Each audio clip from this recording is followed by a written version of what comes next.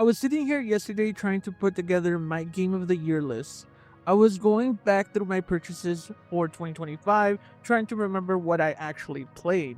And while yes, I'm very privileged and get to play more games than most people do, but I did realize something.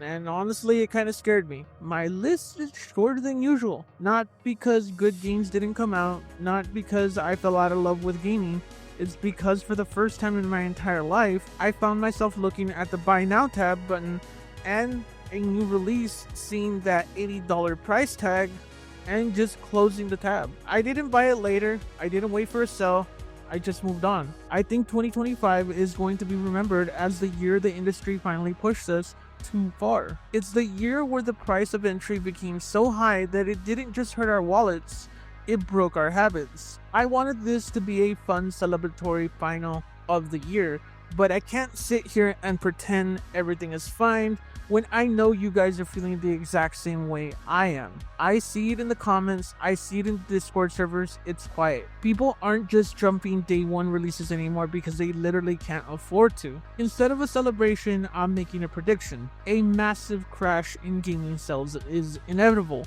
barring a giant event like Grand Theft Auto 5, and when that comes out, we'll have to deal with Grand Theft Auto 6 and what it does for gaming temporarily. We are watching a greedy industry cannibalize its own future, and today, for the last video of the year, I want to show you the proof. I want to show you why Nintendo's model is destroying us, why the death of $20 greatest hits is a tragedy, and why if this greed doesn't stop, there won't be a next generation of gamers to sell it to. And the thing is, this feeling isn't unique to me. It's not just burnout, it's not just us getting older.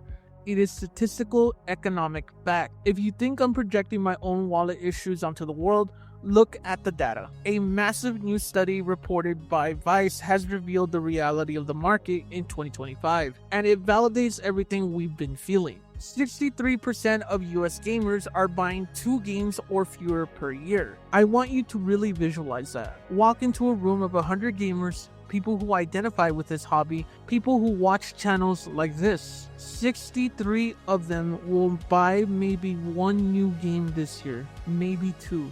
That's it. That is the majority. But it gets darker. The study showed 33% of players aren't buying any new games at all. Over a 12-month period, 1/3 of the market has effectively exited the ecosystem of new releases. They are playing Fortnite, they're playing Roblox, or they're working through the backlog from 5 years ago. They're not giving publishers a single dime for new software. Now, the executives usually brush this off. They say, the kids will save us, the next generation is obsessed with gaming. Are they? A report from GameIndustry.biz focused on the demographic that is supposed to be the lifeblood of our future. 18 to 24-year-olds, Gen Z, the college students, the young adults. Spending by young Americans on video games has dropped 25%. Think about that. A quarter of the revenue from the most active demographic gone. Why? It's not a mystery. The report spells it out clearly. Student loans, the job market, credit card debt, inflation. This generation is broke. They are facing economic pressures that my generation didn't have to deal with at that age. And how did the gaming industry respond to this reality? Did they lower the prices to meet the customers where they are? Did they offer more budget options? No. They looked at the generation struggling to pay rent and said, you know what? Let's make standard games $70, and actually let's make the Outer Worlds 2 and Mario Kart World $80. It's a level of tone deafness that borders on suicidal. When your audience gets poorer and you make your product more expensive, you aren't just losing a sale today, you're breaking the habit. You're teaching a 19-year-old that AAA gaming is a luxury product they cannot afford. So they stick to free-to-play, and once they make that switch, they might never come back. To understand just how far we've fallen, we have to look back at how we got here. We have to talk about the golden era of pricing, the PlayStation 2 and the Xbox 360 generation. Back then, a new game cost $50, and yes, I know, inflation exists, we'll get to that. But the magic of that era wasn't just the launch price, it was the life cycle of the product. If you were a kid in 2005 or a broke college student, the ecosystem worked for you. A game launched at $50. If you had the cash, great. If not, you waited.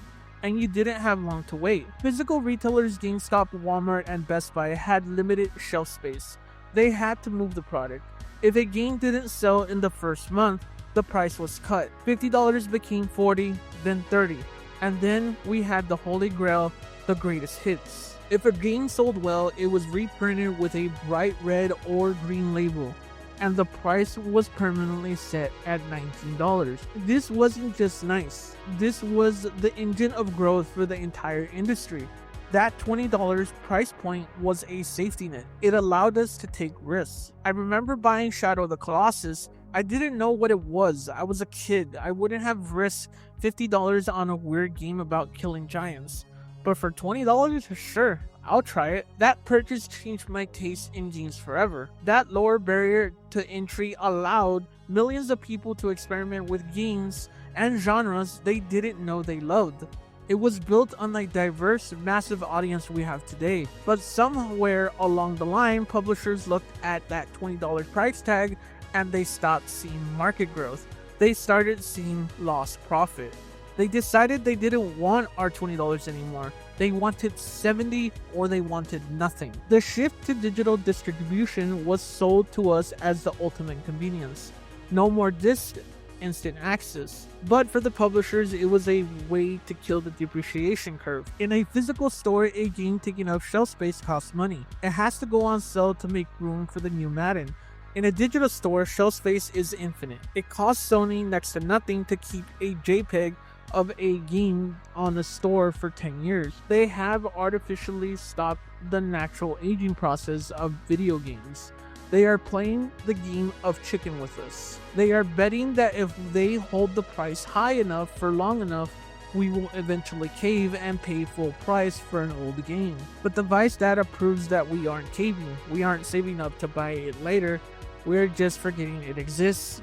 We move on. We have to talk about the elephant in the room, the company that normalized this anti-consumer behavior, Nintendo. I love Nintendo games, but their pricing philosophy is toxic and it's spreading. Nintendo pioneered the idea that a game's value never drops. You have launch titles for the Switch that are still selling for the full price 7 years later. And now, with reports of Mario Kart hitting $80, they are pushing the envelope even further. Nintendo games go on sale maybe once or twice a year, and it's rarely more than 30% off. The problem is, other publishers looked at Nintendo and got jealous. EA and Ubisoft saw that and said, hey, if Nintendo can charge full price for a 5-year-old game, why can't we? They forgot one thing: they aren't Nintendo. And this leads us to the most dangerous metric of all. The Vice article states that the industry is now being fueled by just 4% of players. The hype enthusiasts, the whales. The entire business model has pivoted to milk this 4%.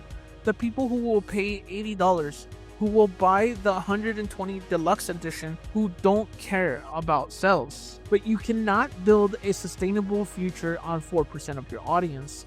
That is a house of cards. If the economy dips or if those whales get bored, the whole thing collapses. So here's where we stand at the end of the year. I'm not unreasonable. I know games cost hundreds of millions of dollars to make, and I know we can't fully go back to the $50 launch price. I accept that. But we need to meet halfway. If publishers want to charge $70 or $80 at launch, they must bring back the speed of sales. We need games to drop to $45 within 2 months. We need a digital greatest hit line where games permanently drop to $20 after 18 months. We need to make gaming safe for the wallet again. If we don't, my prediction stands. I believe next year, 2026, will be the year of the crash. We will see software sales plummet to record lows. We will see studios close, not because their games were bad, but because nobody could afford to play them. The greed needs to stop. The future of gaming on noticing that the audience is broke and helping them back in rather than locking the door with a $80 price tag. I hope I'm not wrong, but numbers don't lie. Thank you for watching. This is one of the last videos that I wanted to make of the year because it's kind of depressing, especially seeing everything that's going on. Like, it really did scare me how, like, right now I'm trying to go through like the top 5. Usually, like, I have like a top 10 I maybe have a top 5 and a couple like honorable mentions of the best games of the year that I played this year. And it's scary because usually I have to like pick and choose, like, oh, I have to leave this game out or leave that other game out. But yeah, don't get me wrong, I don't think that gaming is gonna crash to that degree. One reason and one reason only. And that reason is because of the fact that Grand Theft Auto is coming out next year. If it weren't for the fact of like, let's say Grand Theft Auto 6 gets delayed, I'm more than sure that there will be some kind of panic or collapse because of that. Like, I'm more than sure you'll see gaming sales dip. You're already seeing like gaming sales dip with a lot of newer titles that are coming out. I think a lot of companies are being like, whoa, like God of War sold 17 million copies at $75. So like that's more than the 35 million that God of War, as much or more than the 35 million that God of War made. And that's not the point, to be honest with you. And I think the publishers are really overlooking this, and they usually do. The companies usually do this. Gaming has been really good to us, like, for the longest time when it came to prices, but we're just reaching that tipping point where gaming hasn't been good to us wallet wise for at least a good like 10 years now. I thought that it was egregious that they were already charging $65 for a game. That was already pushing it, but then like putting games to like to $70 to $75 was just a little insane, to the point where I have to think about, like, do I want to buy this game? And yeah, I think publishers are pushing it, and the fact that there's so little sales is so embarrassing. But let me know what you think in the comment section. What do you think is going to happen in 2026?